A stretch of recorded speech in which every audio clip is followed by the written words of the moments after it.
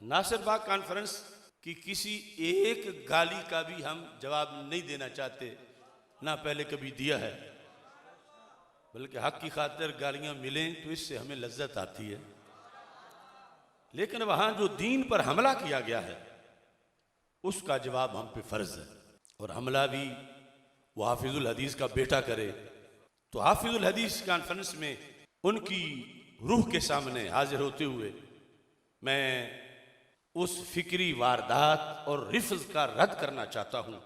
लफ्ज़ फी कुम पर उन्होंने बड़ा जोर दिया, इन्नी तारिकुन फी कुमुस्सक़लैन, कि रसूल पाक सल्लल्लाहु अलैहि वसल्लम ने फरमाया मैं तुम में दो निहायत भारी अजीम चीजें छोड़ के जा रहा हूं, किताबुल्लाह व इतरती अहलो बैत, एक अल्लाह की किताब और दूसरी मेरी इतरत, मेरे अहले बैत अतहार रज़ी अल्लाह तआला अन्हु। फीकुम पर जो कुछ उन्होंने कहा वो कोई छोटा हमला नहीं, उसमें अदालत सहाबा को टारगेट किया गया, उसमें खुलफाए राशिदीन की खिलाफत को टारगेट किया गया, उसमें फिक़े इस्लामी खा वो हनफी हो, वो हम्बली हो, वो मालिकी हो, वो शाफी हो, इसके मुकाबले में दबे लफ्जों में फिक़े जाफरी की हिमायत की गई, जो कि महज एक झूठ का पलंदा है और हरगिज वो आइमा अहले बैत की फिका नहीं है।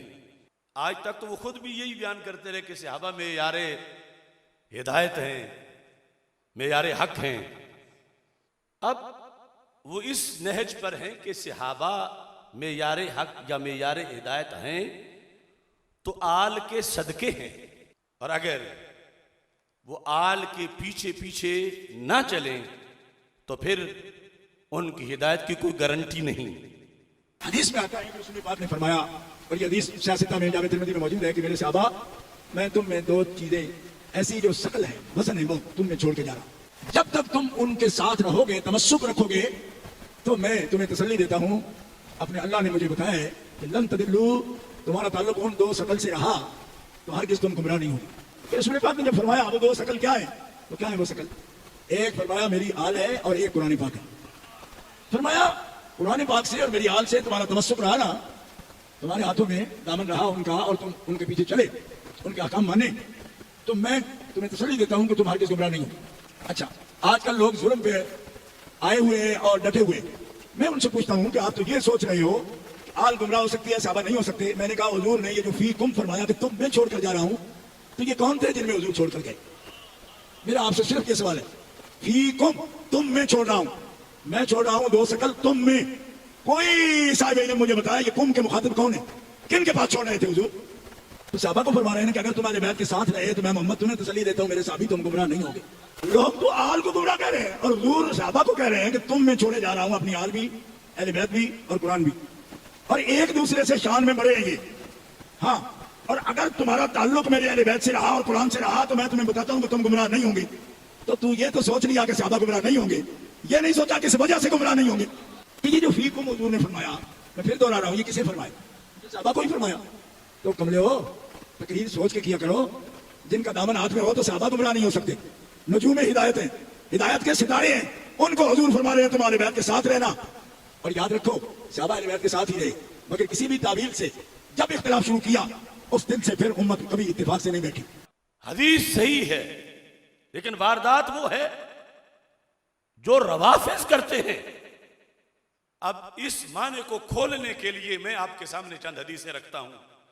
तो जैसे यहां फी कुम है ऐसे और भी कुम है, लेकिन इनके फी कुम में तो वो कुम है ईरान वाला, फी कुम में कुम है, और हम इस फी कुम से वो दिखाते हैं कि जिसका हुक्म बार बार दरबार रिसालत से मिला है।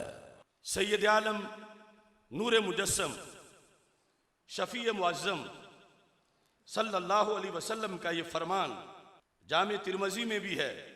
जामे तिरमिज़ी के अलावा ये फरमान मफातीह शरा मसाबी में भी है।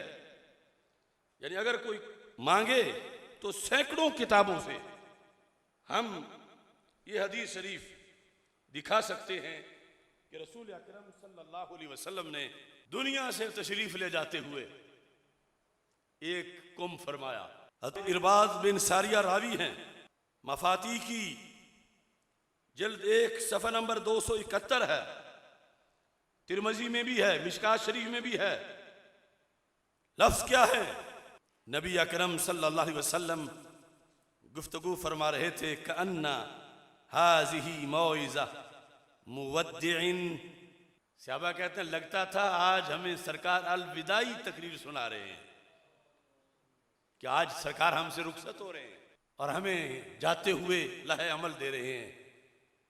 ज़रफ़त मिनहल उयून, लोगों की आंखों से आंसू निकला है। व वाजिलत मिनहल कुलूब, दिल धड़कने लगे। ऐसी कैफियत में रसूल अकरम सल्लल्लाहु अलैहि वसल्लम ने फरमाया, मेरे थोड़े बाद बहुत इख्तिलाफात शुरू हो जाएंगे, लेकिन मैं तुम्हें हल बता रहा हूं। फ़अलैकुम बेसुन्नती व सुन्नतिल खुलफाइर राशिदीन अल महदीयीन।